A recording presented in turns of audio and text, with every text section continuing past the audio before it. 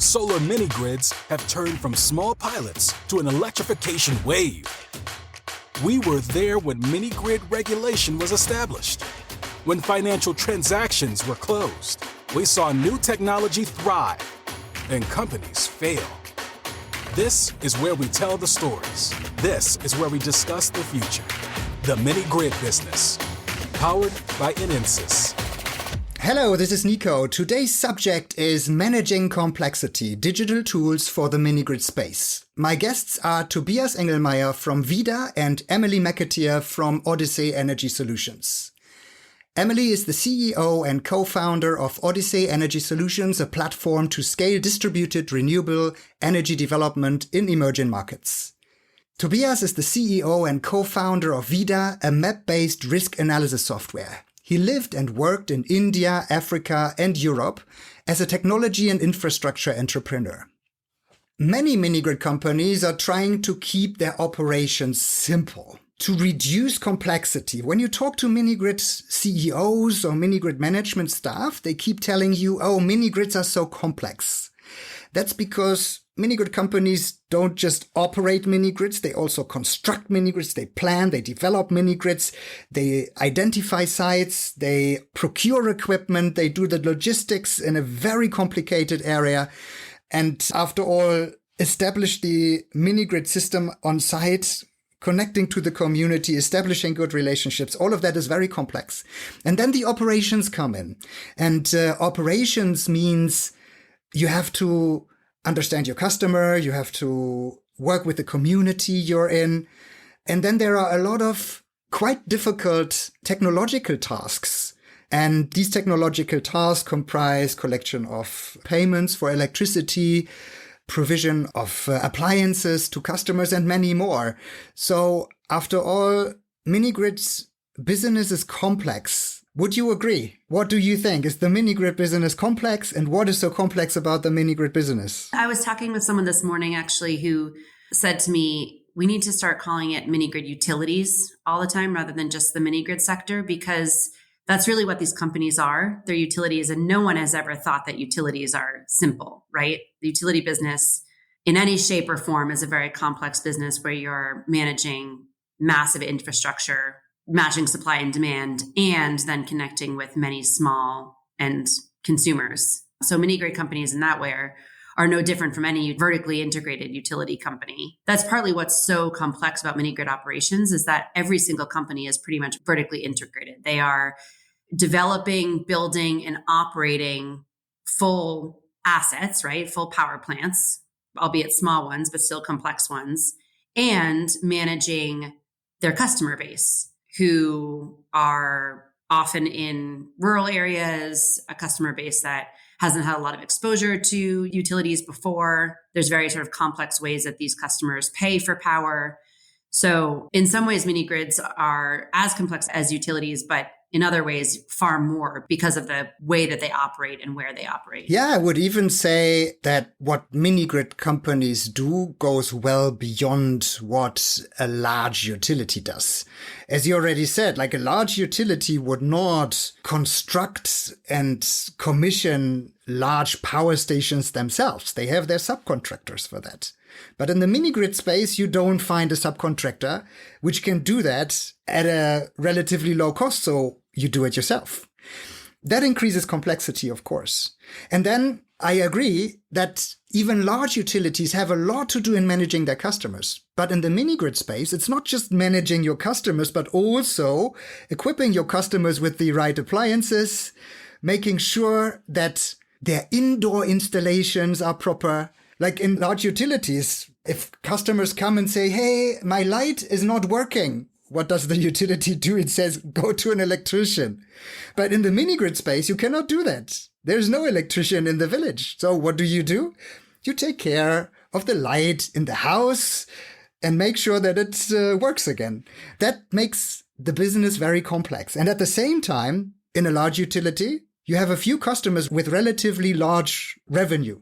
And in the mini-grid space, you've got many customers with very little revenue, but the number of questions by these inexperienced customers in the mini-grid space are probably more than in a large utility space. So yeah, very, very difficult and very complex. I think you raised an important point there. The mini grid companies are responsible for demand as much as they are for supply, which is very different from utility, right? Utilities deliver power and their customers sort of buy the appliances and have pretty consistent demand. But because mini grid companies are often operating in a place that has never had power before, not only are they expected to supply power, but they're expected to play a key role in the things that use power, which just adds a whole nother complex dimension of their operations on top of an already pretty complex business model.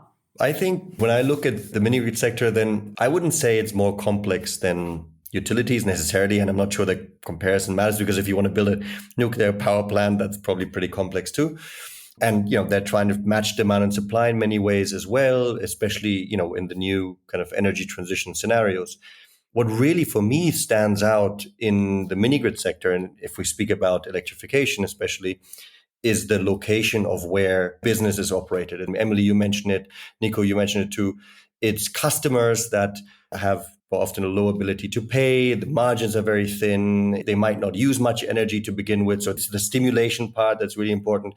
And they're just very difficult to reach and get to in many places. So it's just everything becomes very costly for a customer base that doesn't have much of an ability to pay for it. So I think that's probably where the complexity stems from in my mind. Yeah, and now the interesting part of our discussion here today is that all three of us are trying to help mini grid companies handle that complexity through digital tools that we developed in our respective companies. Who wants to start introducing quickly what you do?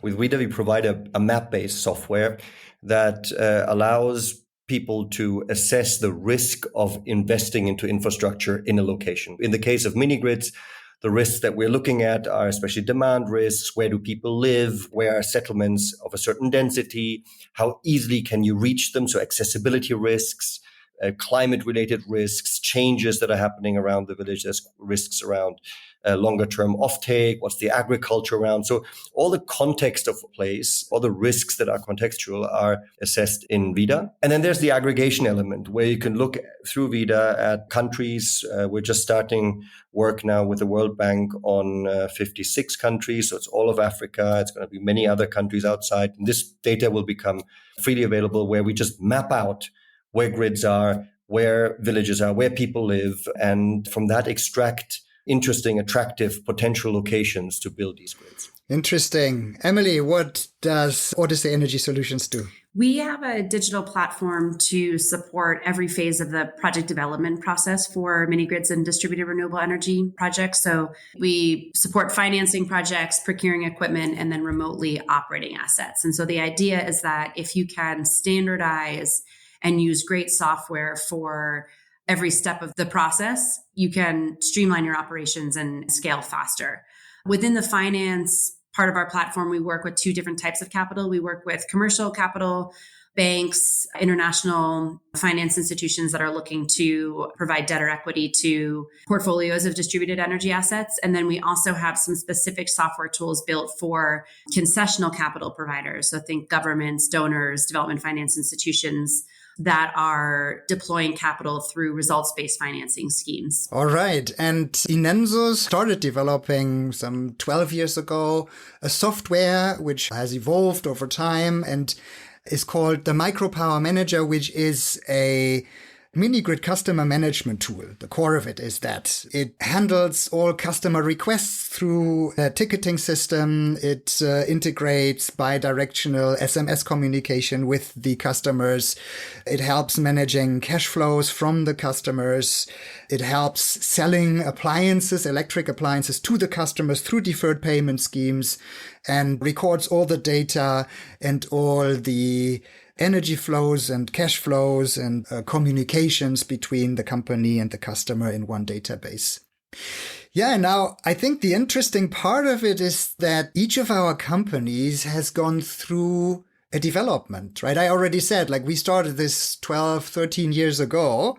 And initially we thought, okay, this could be a software that mini-grid companies would need after some time. And then initially we developed it for our own subsidiary. And I know that many other companies did the same thing. They developed software for their own use. And then after some time, we said, okay, well, if we just use it for ourselves, it's a lot of money spent for very little effect. But if we now make it a product, then more companies could use that. But after all, companies were not really interested in paying for such a product. Then we said, okay, but still it's needed and people ask for it. They're just not ready to pay for it. And then we said, okay, let's make this open source. And we published it on an open source license in 2020.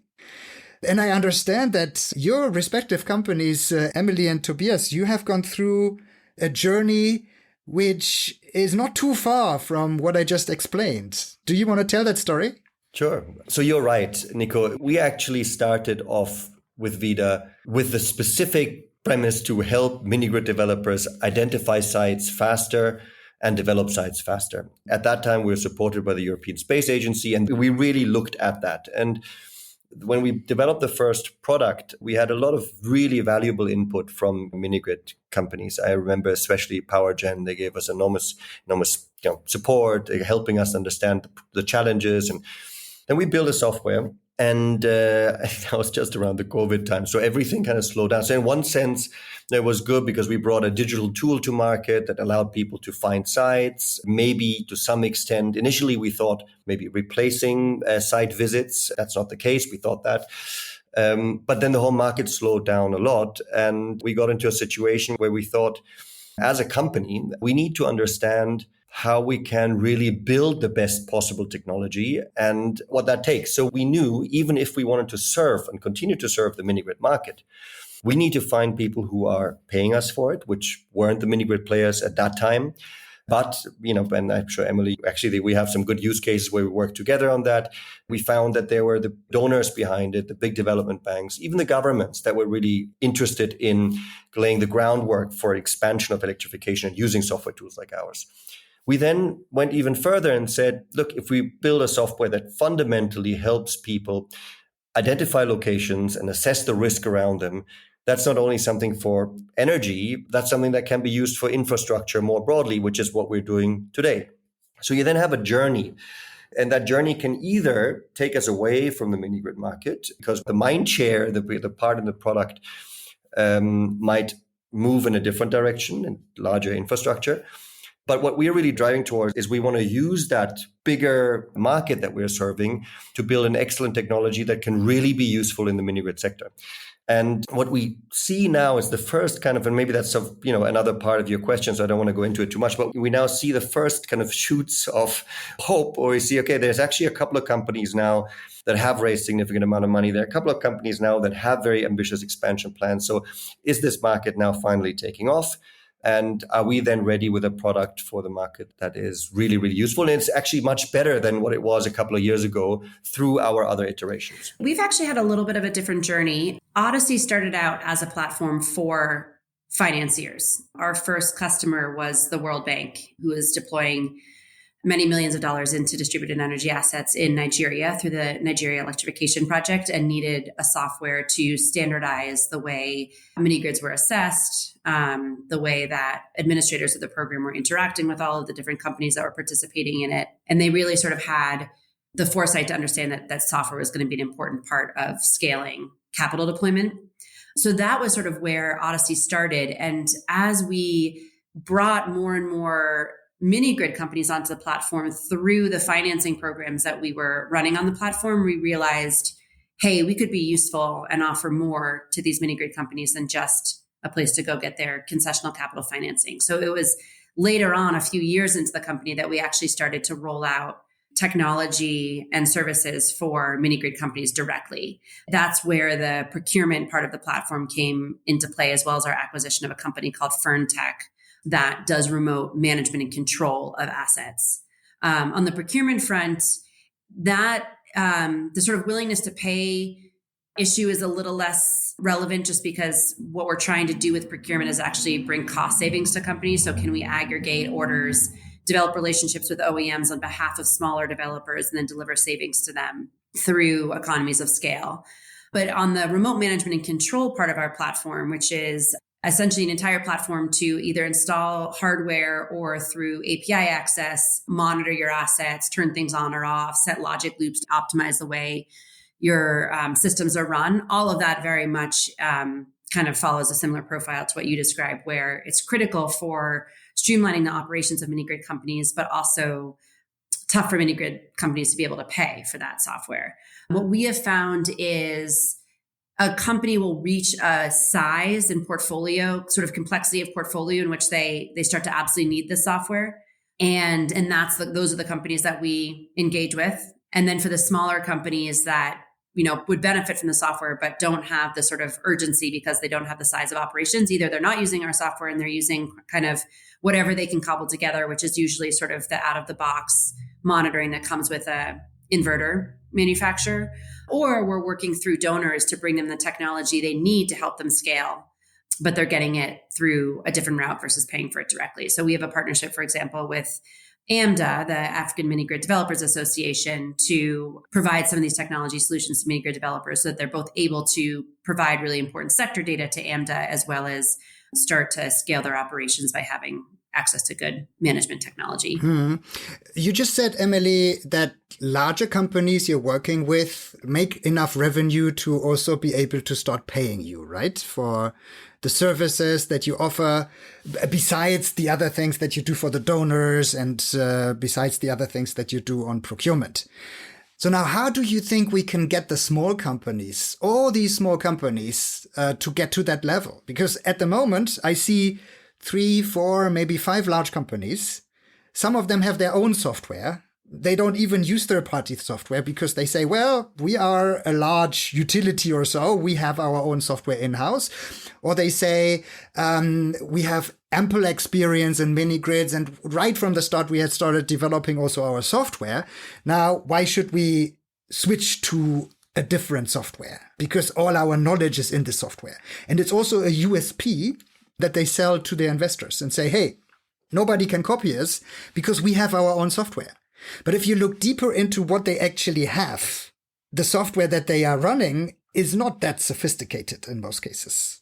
If you put, for example, Odyssey and MPM, MicroPower Manager, together, you probably have a wider range of services that you could deliver to these companies, to the customers, especially to the mini grid customers, compared to what most mid-size or large-size companies have. Do you see that there is some kind of consolidation coming to the software market? Do you see a future where even smaller companies embrace digitization and make use of these opportunities that come with the digitization, reducing OPEX and so on? Or do you think we will just continue working as we're doing, with kind of running from one donor to the next and offering services to those and well, not actually asking those people to pay for the software, which could have the best use of what we have to deliver? Yeah, I mean, I think the dynamic that you just described is a very common one for enterprise software more broadly, right? This is not necessarily a trend that's specific to mini grids. In nascent sectors where digital solutions are also nascent, you often see companies sort of trying to develop solutions in-house until there's an enterprise solution that actually saves them money and has more functionality, as you describe, versus what they can build in-house.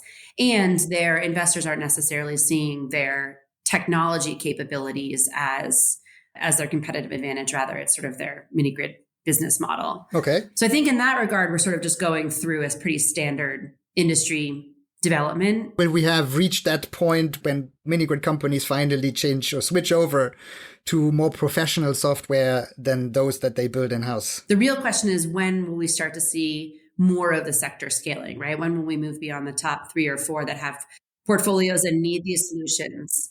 Because you can get by for a long time cobbling things together if you only have 3 or 4 mini grids that you're maintaining. But as soon as you have even a dozen, you start to realize that it's going to be a lot cheaper using digital tools to manage your operations than manual tools and sending folks out to site. And those cost savings are pretty palpable pretty quickly. I mean, in my experience, the mini grid sector has actually been quite tech savvy. I mean, if I compare it to some of the other user groups we have, including in Europe or the US, some of the kind of utilities, infrastructure investors, these are much more inflexible structures. They think very, very long term. They're very, very risk averse. Compared to that, the mini grid guys, based on the sheer challenge they face, which we discussed in the beginning, they're very innovative, they're frugal, and a lot of the software actually came out of the sector, right? It's people who said, we've built something for ourselves, and it's kind of take it out and build it. But your question, I think, also points to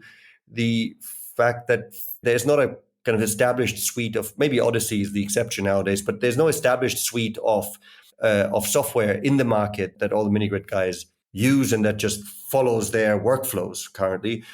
And I would think that's probably because the market just hasn't grown enough yet. There aren't enough players that build enough mini grids at the moment. There's another kind of angle to this, which is kind of that willingness to pay element. And what I find there is that the business is often driven, of the mini grid developers, that when we interact with them, it's often driven by processes that are only partially in their control, but they're kind of driven by how programs are run in certain countries and how donors operate. And they follow these processes, and they have all kinds of challenges around the tendering processes and all that kind of. There's a lot of kind of headaches that they have to deal with. In few countries, is it really a free market where you can just look at it and say, okay, what should we do? What are the best options? I invest here. What's my best way of doing that? Where can I build a profitable site, a sustainable site, and then choose the best way of getting there? The industry seems to still kind of be driven by these competing non-market drivers too much. That's one angle to it. There isn't that much money in the market yet because companies aren't that big and because customers don't have much money. That's just a current fact. That might change over time. One way that we find to get out of there is that currently in discussions with VIDA, we sell licenses to use the software. And there's data, right? The data will be made on where good sites are, for example, will be made available, as I said before, for example, through an investment from the World Bank to all these countries. So it's just going to be there, right? It can be ingested into Odyssey, it can be ingested into Manager Manager, it can be, it's there. The second thing, the software itself, the VIDA software, which allows you to work with that data, to add your own data to it, to kind of do your analytics, that part where you pay a license, a software user license, there we're also currently speaking with donors about whether they will just buy a whole packet of licenses and then make it available to mini grid developers. So it's not a perfect solution by any means, but it might be a way to just move along, right? And get everybody onto the same digital page. Yeah. My experience with mini grid companies shows that the companies don't only shy away from using the computers, but they are always very hesitant in establishing the backbone, so to say, like establishing reliable internet connection on site. In many cases, this means satellite communication, establishing basically the IT knowledge in-house. Most mini grid companies don't have IT staff. They do it with the engineers they have. But there's so much data that needs to be handled by mini grid companies that it makes a lot of sense to have IT staff, but mini grid companies cannot afford yet, many of them. Is that also your understanding that this may actually keep mini grid companies from embracing digitization fully? Yeah, I will say it is our experience that we do a lot of capacity building with mini grid companies when we're working with them to use our technologies. So one challenge that we have in providing a suite of remote management and control technologies to mini grid companies is that we end up providing a lot of services alongside that, a lot of education around how to use these IT technologies, even engineering and design decisions early on that kind of start to factor into how they'll monitor their assets. And that's a struggle for our business model because it means that every customer we work with, it's not just an off-the-shelf license, hey, go plug this in and start operating. It's a very close working relationship that requires a lot of resources from our side, which we love doing because we learn a lot from every mini grid developer that we engage with and feel like we can provide them a really good solution if we understand their operations intimately. But as we think about scaling, it'll become a pretty big challenge for us. True. And it probably takes a lot of effort and costs a lot of money probably to offer that one-on-one individual service. Who's paying for that? Is that the mini-grid company? Are you taking funds from, I don't know, third-party donors? Or how are you setting up that service? How are you paying for your staff providing that service? Yeah, I mean, sort of wherever we can get it. So, we do charge mini-grid developers for customization. As I mentioned, we work with donors who sometimes will pay for Odyssey on behalf of mini-grid developers as an effort to get more data into the sector. But it's certainly not a straightforward business model yet because of the challenge that mini-grid developers have in paying for digital solutions. I was also reflecting as Tobias was talking, I think even the representation of the three companies here today speaks to how complex digital solutions need to be for mini-grid operations, because as we talked about in the very beginning of today, they're just complex operations. So even if you had more IT resources within your company, you'd still have to have a lot of in-house capabilities just to understand and manage a full suite of digital tools. And to give you an example, Odyssey, we've invested a lot in remote management and control technologies, but even as a company specifically focused on software solutions for the sector, we haven't touched, for example, what NPM does, right? We don't do customer management. We don't do ticketing because it's just a lot for us to handle the management of the system and then move into customer operations. Similarly, we don't do geospatial analysis like VIDA does, because again, that's just one more step, a whole nother set of technologies that would be a lot for us to invest in. So you can imagine a mini grid developer having so many digital solutions that they need, and it just being a little bit overwhelming because it would be completely impossible to invest in the full suite of what could really streamline their operations from beginning to end. Can I just throw in a question here? Because that opens an interesting alley, and we might be slightly different in how we're approaching this at the moment. So in our case, we're saying what we do is relevant for mini-grid developers, but it's also relevant for other planners of infrastructure in other markets. So we're building a technology based on a larger market, and we're hoping that that will make it better for mini-grid developers. Your case, Emily, if I understand correctly, you really kind of build for this market as it is, and it's this kind of specialization, this focus that you think makes it better for the industry, right? It's a very different approach. And it might be along this complex technology stack that you just outlined, there might be technologies that come in from the outside, there might be technologies that are specific to the sector, and there will be kind of different types of solutions along the way. A bigger market for us is not mini grids. It's CNI and other distributed energy projects. So what we found is the way to be able to scale our software is to make our technology equally applicable across mini grid and adjacent sectors. And now we're looking even at mobility sectors, for example. A lot of the tech in terms of how do you finance assets at scale, how do you remotely manage distributed infrastructure is pretty similar across a number of different sectors. The challenge that we've all experienced is building just for the mini grid sector can be a challenge just because of its size and pace of growth. Emily, earlier you mentioned data. There is a lot of data involved here, and a lot of data is stored on your platform. And in the VIDA case, well, you don't get the data from the electricity customers. You probably don't get data from the mini grid company itself, but you also handle a lot of data, which is also confidential, right? Because if a mini grid company selects a site, definitely they don't want others to know which site they're actually looking at because they heavily invest into that site. So now my experience again with mini grid companies is that they don't like to share data really.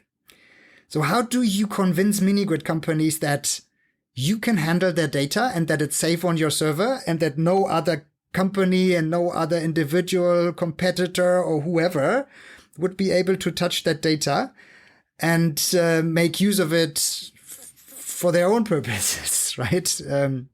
Like, how do you do that? Especially Emily, like, how do you do that in Odyssey? We had to basically take a very conservative stance on data ownership and sharing on the platform. So since day one of Odyssey, we have made it clear that we don't own any of the data that's put into the platform. We can't do anything with the data, even publish anonymized data sets without the explicit permission of whoever put the data into the platform. So that's certainly, I think, held us back in some regards and even held the sector back. I mean, there's days that I wish that we could publish beautiful reports about all of the amazing data we're getting from the 4.7 million meters that we have on our platform. But we felt like that was a really important stance to take to make sure that we could build the trust with the developers that were using our platform. And so our approach now is to work through industry players that do have trust from their partners, and then they explicitly permission the data to be shared. So I mentioned this earlier, but we have a partnership with the African Mini Grid Developers Association, who works with their partners to determine what data can be shared and what would be useful to publish for the sector. And then Odyssey simply plays the technology role of making that happen securely and safely. But we don't share the data directly ourselves. For us, it's a little less of a challenge specifically because we don't work with operational data from mini-grid developers. And in our case, the same is true as Emily just said, the data that is added by users. So users add data in their site selection process. So they might add information about a prospective site. And that is very kind of sensitive information for many mini-grid developers. What sites they're looking at and what their criteria are for selecting sites at the moment. I think they get a lot of the information from our geospatial analytical sources, but then they add their photographs, observations, notes, all that kind of stuff. And that isn't shared across the spectrum. We are, of course, a European company, so we fall under all the data laws, which are very stringent, especially when it comes to personal data and data of individual people. But I just wanted to mention one very interesting case where this data sharing does work. And that's if you look across sector. And we do that currently in that's an example where this is done in Nigeria on the VIDA platform, where there are companies that electrify, that provide electrification solutions, mini-grid developers. Then there's companies in the agricultural, agribusiness market. They sell machinery, they sell various agricultural products. There are companies that purchase agricultural produce. And they work together in parts on the VIDA platform to see, okay, where are places that we could jointly go and develop? And that seems to be quite attractive. And we've even brought in now the REA, the government that can now say how they want to support it in different ways. So there you have some degree of collaboration. Have you ever tried calculating how much money mini-grid companies can save using your software compared to conventional approaches of manually managing mini-grids, for example, or assets, or identifying sites, traveling there and back? As I said, we don't have mini-grid companies currently as an important customer base, but the value proposition is twofold. So the immediate one is, yes, how do companies find sites today? They send somebody around on a bicycle, on a motorbike, on a bus. They take pictures. Some cases they tried out drones. So, there are different kinds of, but it's basically, it's that. They use Google Maps. They kind of try and cobble data together, information together. It's a very, very low cost activity for them, right? Sending somebody around on a bicycle doesn't cost a couple of, $10, $20, $30 a day or something like that. The real cost and the real kind of cost comes when you select a site that isn't a good site, because you then you build your infrastructure there, and that's it. You're there. You're not going to fold it up and bring it somewhere else. And bad site selection, I think, is a huge contributor to cost, or if you like, to limited revenues and sustainability of mini-grid sites. The way we think about cost savings is there's sort of three areas in which you can reduce costs if you're using good management and control technology for your operations. The first is obviously avoiding sending someone out to site, so remotely troubleshooting as much as possible. The amount of savings that's associated with that is very dependent, obviously, on where the sites are. But we've seen significant savings even for sites that are in Lagos, for example, because getting a technician to make a 4-hour journey across Lagos and back is a full day just to check, one thing out. So that's the first area. The second is in terms of just sort of optimized operations. So using your diesel generator less because you're using our logic loops to essentially have the different components of the system work better together and be more demand responsive. And then the third savings use case, which is really interesting and has sort of come to light recently with some of our users, is CapEx savings. Because if you can design a system knowing that you'll be able to optimize operations, you can actually buy, for example, a smaller battery than if you knew that you'd have to cover sort of all periods of low PV production with your battery. And so we've seen customers very tangibly making design decisions up front taking into account the fact that our technologies will save them money. We have anecdotal use cases of about 30% savings, but I think that's very conservative when you sort of put all three of these different saving pieces together. I think the cost savings can be quite significant. And then just one more thought on this is on the donor and sort of funder side. I think there's been a number of collaborations between VIDA and Odyssey to support donors in setting up financing programs. And those almost always start with feasibility analyses, which used to be an extremely expensive effort for donors. I mean, they'd pay consultants who would one by one build very detailed analyses of each individual site, and usually right away need to send folks out to site to survey them. And Odyssey and VIDA put together, we've come up with a very sort of standardized and streamlined way to get 90% of the way there just with digital technologies, identifying sites geospatially via VIDA and then moving those sites into Odyssey and using software technology to run standardized, for example, financial models across 100 sites at once rather than manually putting each site into an Excel model. So those savings probably take a while to trickle down, but I think it does at the end of the day mean that concessional capital can get up and running faster and probably have more available for the subsidies for projects versus spending money on the preparation of a facility. I think that's a really good point there.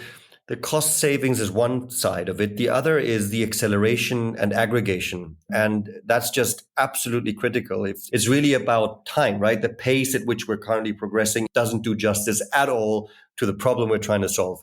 So we really need to massively accelerate it, which these digital tools enable in a way that non-digital just can't do. All right, fine. Let's go back to the mini-grid companies. If you put yourself into the shoes of a mini-grid company and you start off a new business in a new country where you have some capital, not too much, like little capital for one or two mini-grids to start off with, what technology or technological solution on the IT side would you select? Would you say, okay, let's spend large amounts of our budget to really have highly sophisticated IT and software right from the beginning? How would you start integrating those? Would you buy from the market? Would you try to develop yourself? I know it's a tricky question. Can I rephrase the question, Nico? Yeah, okay. Rephrase the question. Why start with one or two mini-grids? Why not find a way to start with 50 mini-grids or 100 mini-grids? Why not try and figure out how to do that at scale? Because all software solutions work at scale. If you're not scaling, like Emily said before, if you're not scaling, then you can do everything manually. You're testing things. And as we know as well, that's really, really expensive, right? You need to build everything from scratch for this one. It's not going to work. So in order to change the unit economics, we need to figure out how to do things at scale. And rather than kind of starting with one and then going to two and then going to five and then going to seven, and by that time, 3 years have gone by and you're really struggling. Is there any way, I know it's very difficult, I know it's very tough, but is there any way we can start with 50 or 100? Well, my experience is nobody will give you the money for 50 on your first day because you've never proven that you can actually do a good job and handle the technology, handle the customers, handle the complexities that we're discussing today. Right? So any bank, any investor would first want to see that you can actually do what you promise. And they say, okay, set up 2, set up 5, whatever, but I don't give you money for 50 now. But show me that you can do it, and then you will get the money for 50. But that is now the question. If you are supposed to start with 2 or 5, what should you do? And that is exactly the question and the challenge that most domestic African mini-grid companies are facing. So then my answer would be, don't do digital, just do 1, 2, 3, 4, 5, prove the case, then go back to your funder, say, I want to do 100 and work with Odyssey and VIDA and everybody, right? Digitize. Yeah, but then if you do everything manually, your investor will say, hey, you're so far from EBITDA positivity.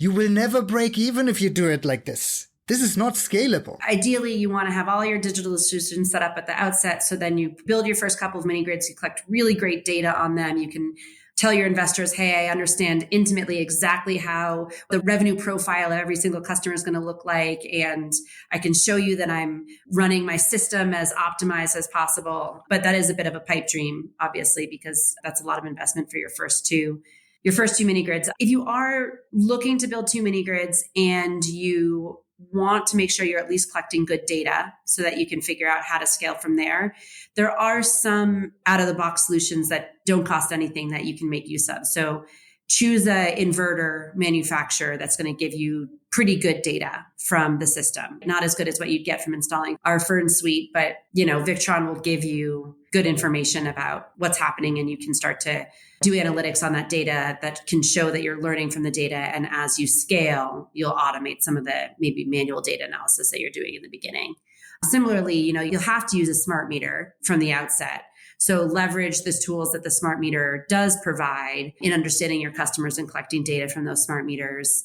Use the CSV exports that the smart meter is going to send you, and start to set up at least the processes of analyzing data so that when you do start to scale, you can figure out how to plug in technologies that will allow you to automate that. So a perfect example is, you've got 2 mini grids, get an export from SparkMeter, run manual data analysis on those, and then when you do your next 10, come to Odyssey and automate the smart meter analytics because you know what you need from more advanced technology solution. Mm-hmm. Yeah, and that was also the point where we decided to make the MicroPower Manager open source, because we thought, okay, if people can start with at least a free of charge basic software that works for them, then they can scale faster and show their investors and financials, here, this is our data.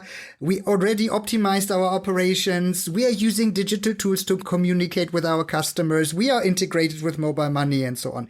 But what we identified and what we found is that all these things like setting up the bidirectional SMS communication in a specific country with your network operator, setting up your mobile money with your mobile money provider, all these kind of things are already too complex. Running your own server, even if it's a small digital server, like a small cloud server somewhere, it takes a lot of knowledge and insight into many different processes. And it takes a lot of money, CapEx, basically, investment, to get this up and running. And most of the companies are still not ready to do that. And then we took the decision to not only make this software open source, but also put it on a cloud server so that mini-grid companies don't need to operate their own server anymore. So, and now slowly, step by step, with a lot of services that we still provide, funded by various donors to support the mini-grid company to embrace digitization, set up all these connections with the mobile money and with the SMS communication and these kind of things. It's step by step now finally working, and it's going into the right direction, and small companies are step by step making use of this technology. But it's a very, very long and difficult and tedious kind of small steps process. So now we can talk about integration of various software tools. And Tobias and Emily, you said that you have been working together in the past, and probably there are some APIs where you exchange data between your two servers or your two databases. And we already discussed that this is probably something that needs to happen more to reduce complexity of mini-grid development and operational management further. But what exactly needs to happen? Where does integration need to happen more and better? And which software should be integrated? We think about this a lot with our remote management and control technology, because as I mentioned earlier, there's a lot of different components to manage a mini-grid operation, and we're focused on the system itself. But there's customer relationship management tools, there's ticketing systems, there's ERP systems. And the approach that we've sort of leaned towards in the past, and I think we'll probably lean even further into, is integrations with solutions that have already been developed that sort of specialize in some of those. So to give an example, there are some really great technology solutions out there for managing solar home system customers and managing ticketing associated with solar home system customers. And so we've been exploring how can we leverage the tools that have already been built to kind of tie those into our system alerting features so that, you can automatically generate tickets based on what's happening for the mini-grid system itself, as well as for the customers. And we've seen a lot of willingness to collaborate in the sector on that front, because I think everyone sort of recognizes that no one company is probably going to have every solution within their tech stack. Yeah. And we're seeing partly the opposite development, to be honest. We are seeing solar home system companies approaching us and telling us, well, the software for managing my solar home systems is so expensive. Can we use open source for this? And say, yeah, sure. Well, the features are there. Just go and use it.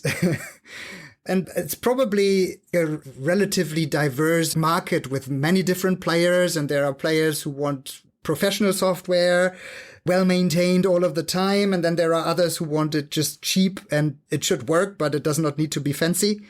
In the long run, there will be users for all different types of setups. For us, the 2 points of intersection are slightly different because we're at a different stage in the tech stack. On the one side, we have lots and lots of global data sets that we bring into VIDA, and we really tap into this astonishing, incredible growth in especially Earth observation-driven data sources, but also the way we stream data, the way we interpret the data using AI and all these. And there's some fantastic solutions coming up all the time. We make them available to our users through VIDA, so there's an intersection there. And then on the other side, where does our data go?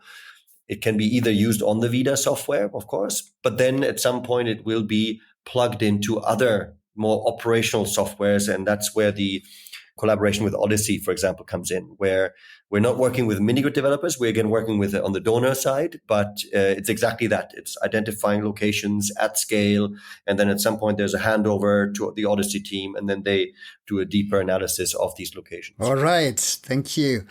Now, to wrap this up, do you want to tell our audience what your latest innovations are? We're continually sort of updating the software as we learn how to make each part of the software more useful. And certainly, especially with the concessional financing programs that we're running, constantly getting feedback both from program administrators and from companies on what we can do to make that process smoother, because it is a very complex process, especially the connections-based, results-based financing, which involves uploading millions of solar home systems that were sold or mini grid connections that were achieved, and then pulling data from each of those connections, verifying them, and running through a payout process based on that.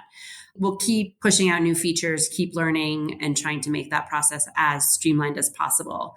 But the big thing that we launched in 2023 that we're excited about is our procurement platform. And we've done this in collaboration with the Global Energy Alliance for People and Planet, GAP, called the DART initiative, the Demand Aggregation, so many acronyms, Demand Aggregation for Renewable Technologies. And essentially what it is a platform to streamline the procurement process for mini-grid developers and other distributed energy project developers, gain access to working capital finance, which is really needed in the sector, and eventually bring down the cost of equipment through aggregated purchasing. And we're doing that in close collaboration with the concessional financing programs that are being run on our platform, because it's such a unique opportunity to aggregate equipment that's being ordered under the same umbrella. So we'll keep scaling that, and scaling it will continue to translate into more and more cost savings for project developers, which will improve the unit economics of mini grids, and then, hopefully play a critical role in scaling the sector. Yeah, thank you, Nico. That's a really nice question to ask. So our innovation happens along two strands. One is on the data side. It's just bringing in more and more relevant data to make risks more transparent and thereby reduce the cost we associate with risks, which we think is going to be a very important driver to make electrification faster and more attractive for everybody. So here we're looking at all kinds of new data sets that are looking at specific types of demand-related risks relating to populations, to income levels, to agriculture, risks that are accessibility-related risks around existing infrastructure, road infrastructure, other grid infrastructure, all that kind of stuff.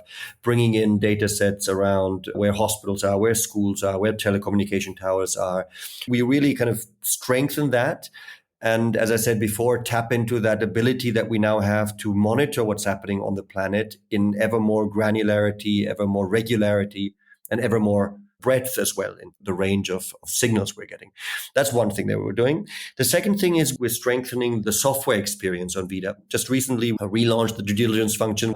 We have an explore section where you can identify sites, you can look at sites, you can have a first pass analysis. When you like a site, you can take it to your due diligence and you can dive deeper into it. You can collaborate, you invite the bank, the regulator, maybe an insurer, maybe people on the ground, whoever works with you on a site to that site. People can add information, can add notes, can talk to each other.